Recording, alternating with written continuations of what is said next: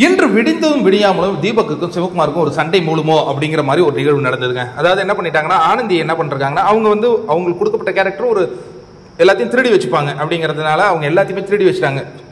School பெல்ல கூட திருடி வச்சுட்டாங்கங்க. அப்போ என்னன்னா, தீபக் வராரு, பார்க்குறாரு, அவருடைய நோட்டு வந்து திருடு போயிடுச்சு. உடனே வாட்ச்மேன் அண்ணே நோட்டு தொலைஞ்சு போச்சுண்ணா, கொஞ்சம் எங்கண்ணா அப்படின்னு கேட்குறாரு. உடனே அவர் வந்து சிவகுமார் என்ன சொல்கிறாருன்னா, தம்பி நான் பார்த்து தேடி தரேன்ப்பா அப்படின்னு சொல்லி இப்படி தொடும்போது, தொடலாம் கூடாது, கையெடு தம்பி, அதெல்லாம் ஒன்றும் இல்லைப்பா, கையெடு, ஏன் என்ன தொடுற? இப்போ இவர் வந்து ஸ்டூடெண்ட் கேட்டகரியில் பேசுகிறாரா இல்லை ஒரு கண்டஸ்டண்ட்டாக பேசுகிறாரா?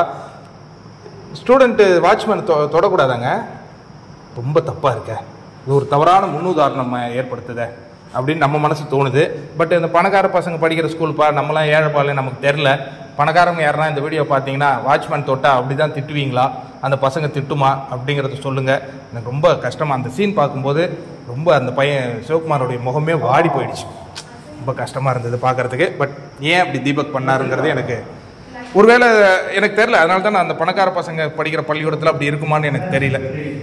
பார்த்தீங்களா, பணம் தாங்க எல்லா இடத்துலையும். பணம் இல்லைன்னு வச்சிங்களேன், நம்மள ஒரு துரும்பா கூட மதிக்க மாட்டாங்க.